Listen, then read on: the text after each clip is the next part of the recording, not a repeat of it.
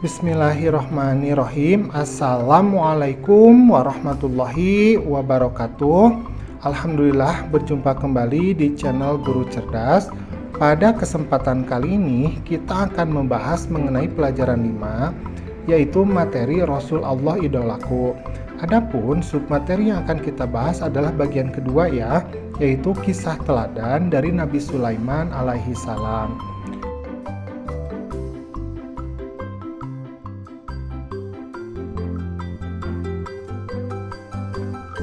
Mengingatkan saja, bagi kamu yang belum subscribe, silahkan subscribe terlebih dahulu, pencet tombol like, kemudian share channel Guru Cerdas. Kisah teladan Nabi Sulaiman. Nah, Nabi Sulaiman adalah putra dari Nabi Daud.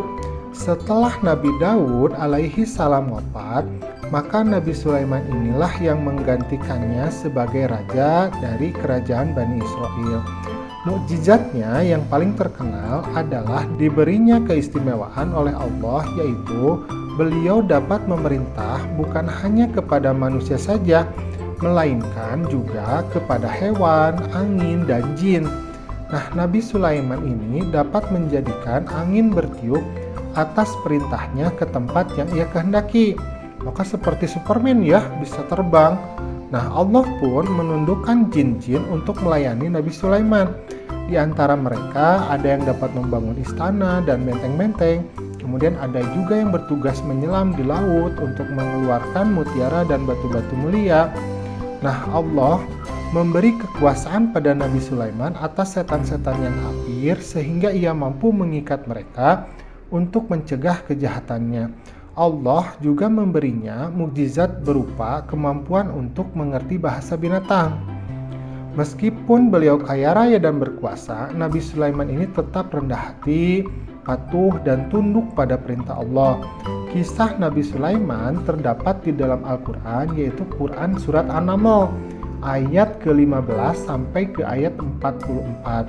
Nah, doa Nabi Sulaiman ini selalu dikabulkan oleh Allah, yaitu tidak ada seorang pun yang memiliki kerajaan besar dan kaya raya seperti kerajaannya.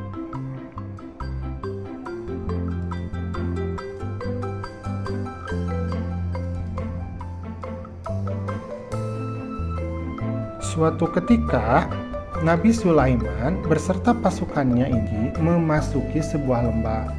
Nah, di lembah itu ada banyak sarang semut. Melihat banyaknya pasukan yang dibawa oleh Nabi Sulaiman, maka para semut pun ketakutan. Mereka khawatir terinjak-injak pasukan besar itu.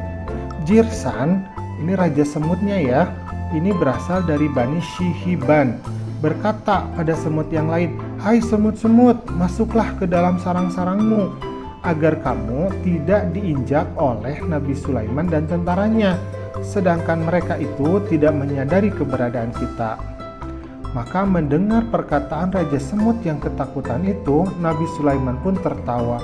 Ia kemudian bersyukur kepada Allah yang telah memberinya keistimewaan, sehingga ia dapat memahami ketakutan para semut.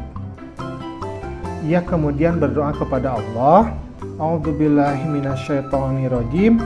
Fatabassama dhahikan min qawliha wa qala rabbi auzi'ni an ashkura ni'mataka allati an'amta 'alayya wa 'ala walidayya wa an a'mala salihan tardahu wa adkhilni bi rahmatika fi ibadikas shalihin.